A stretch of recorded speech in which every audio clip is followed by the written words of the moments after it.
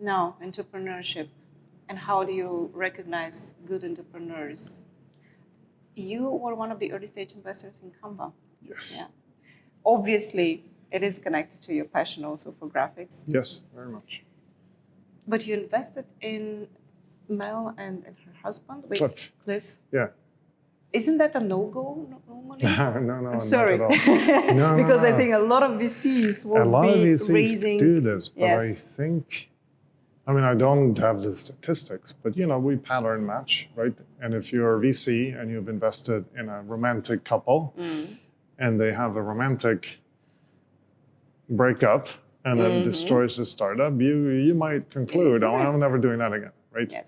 But I think you can equally well play to the strength of things. Exactly. Where, because they're also romantically inclined, that actually strengthens things, and they're much better at shifting in and out of family, and there is no separate spouse telling them not to work so hard because they're in the same boat. And maybe because I worked with my brother, and there are tensions that come out of that, but there's also delight and amazingness, and maybe even a lack of this sort of polite veneer that we have with people that actually might bring out creativity better.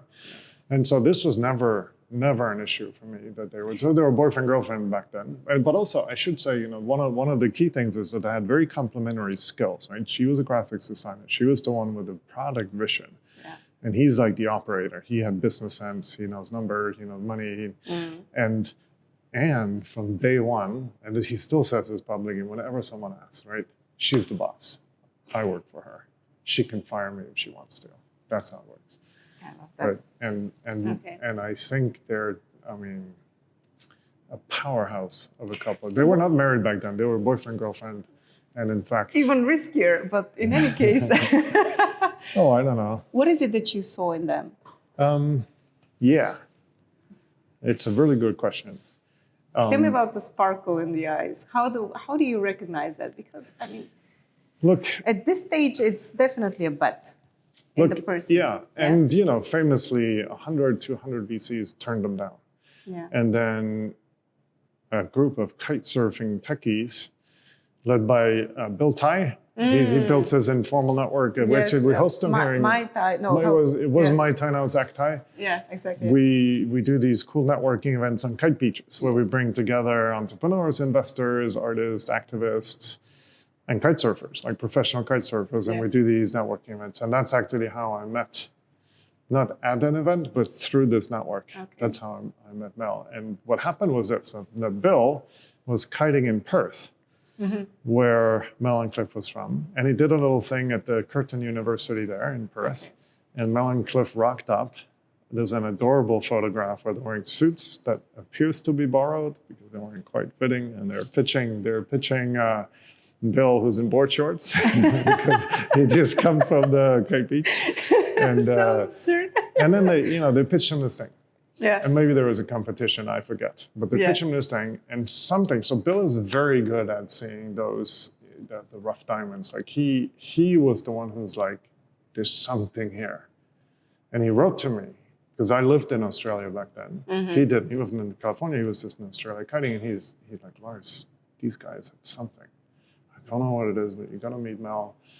And then I met Mel actually in California because I was interviewing with Facebook at the time. I was kind of exiting Google. Yeah. So we met in California, but she was trying to raise money in Silicon Valley. And at some point early on in this, Bill wrote me this email. I still have it, super short. It says, if Lars finds you a tech team that he approves, I will invest. He wrote to both me and Mel.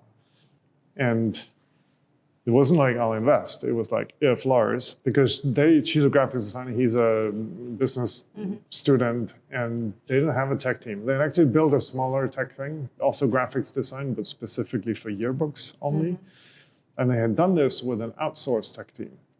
I forget which country, but the software was just not very good. The vision was good. It was a good learning exercise for them about what sort of user interface you can build for non-professional designers. But the software was just like not very good. Yeah. And Bill was like, you need an in-house, because Mel's ambitions were unlimited, right? And if you're going to build something like that, you need an in-house tech team that's world-class. And so Bill wrote this to me.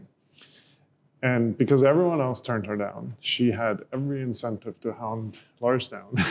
and so well, a lot was depending on you. for the next year and a half, like I got to see the tenacity that Mel works with, the complete unwillingness to give up. Because what happened was we met, I liked the vision, I'm into graphics, I'm not myself at all a designer, but I programmed stuff in that space. And so I like the space, but I also know how difficult it is to use the software. And so here was Melanie saying, I can make it easier and democratize. And so it was a compelling vision. And the first thing I did was I had just left Google. I don't know if you followed the Google Wave thing, but I just that had just like collapsed in a smoking heap of, speaking of the ups and downs. And, but there was some like incredible, that's probably the strongest team ever assembled, like at the beginning of anything. Like there was 60 engineers at Google in Australia, the best of the best. Okay. And I had just left, and some of those guys had left too, and I introduced Mel to 4 or 5 of them of the best that I thought was the most appropriate also for a graphics design effort. You need a certain sense of aesthetics, but they were all, not the busy. This, yes. Not the stereotype, but yes. and so nothing came out of this. And then Mel started bringing me candidates. She'd go to networking events, she'd hang out with geeks, she'd like tirelessly try to find that magic CTO person to start a world-class tech team. And I would really, I took the time, I interviewed all of them. And I said, look, with your level of ambition, if you want to get started quick, sure. But if you want to do that big, I'm going to build the biggest. I remember having this conversation. I'll say, I'm going to build the biggest company in the world, and then I'm going to give all the money away. She even back then said this. Really? And I said, you mean the biggest design company in the world? And she said, no. I'm going to build the biggest company in the world. I'm going to give all the money away. And so I said, look, if you have that level of ambition for real, this is not your person. This person will not lead a tech team that can pull that level of ambition off. And so this went on for a year. And when she tells the story, you can sense how close she was to strangling me, because I was a no guy. I kept saying no. But then we had a break when one of the original guys I'd introduced Mel to had left Google. He was actually a UI designer from the Wave team. Brilliant. We had one UI designer for 50 engineers, and he was always ahead of them. Like he could keep 50 engineers busy. And he was also himself a very accomplished programmer. And so I knew this was like the best choice for an effort like Mel's. But when I introduced him, he had started his own startup. And that's a tough pitch. Hey, leave your own startup and go join this thing that's just a slide deck. But so separately, Bill and I tried to help Cameron Adams, right, to make a startup, but it didn't quite work out. His startup, he never raised money. I think also because he and his co-founders maybe didn't get along, so I don't know. But the effort failed.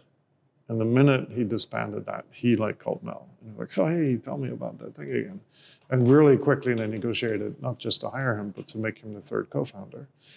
And he's now their CPO. Mm-hmm.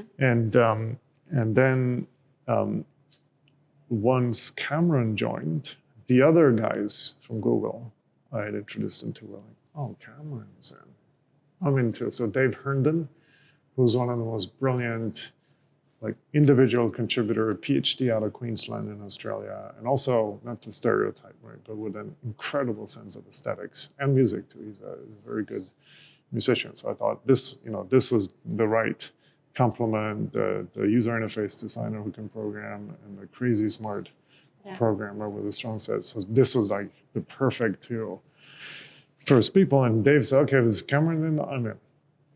And then he went to Google. He still worked at Google in Australia. And he said, I'm going to join this startup that Lars is helping. And Google said, please don't. And so they 5x'd his salary overnight, both the cash and the stock. And he was already very well paid, 5x'd overnight to get him to stay. And he called me up and he said, I can't do this. He was very sad. He's like, I can't say no to all this money. It's too much money. I can't do it. And I said, oh, well, let's find someone else. And Melanie said, hell no. She said, hell no, this will not happen. And so she wrote, she's published this, I'm not telling you anything private. She wrote like a 20-page sort of graphical novel slide deck about Dave. It's hilarious. It's like, here's Dave with wanderlust and he wants to change the world, but Google wouldn't let him. And then Lars said, and then Google said, and then they gave him handcuffs. Wow. And then it's brilliant. And in the end, there's the entire Canva team, all three of them, standing in his cutest photo with a little sign, hand-drawn sign saying, "Save Dave." And she sent him this thing. And then he changed it. He changed his mind again. He came. And now he's a CTO of Canva. It's amazing how a vision can actually bring such amazing people together. But this, to answer your question, what did I see in them, right? So there was a compelling vision and a problem space I liked, but the tenacity, I mean, the work ethic. So we spent a bunch of time on these kite events, which is kind of party, playful atmosphere. And Mel and Cliff happened to be, a young, super good-looking couple. And when we were partying on the beach, they were in their room working every night. It was just like, I hope they've found a bit more balance. I think they have, but like their work ethic, unbelievable, and their personal motivation is quite crazy. And if you're just as passionate about innovation as we are, hit subscribe for the Recursive podcast on YouTube or your favorite podcast platform. We're everywhere.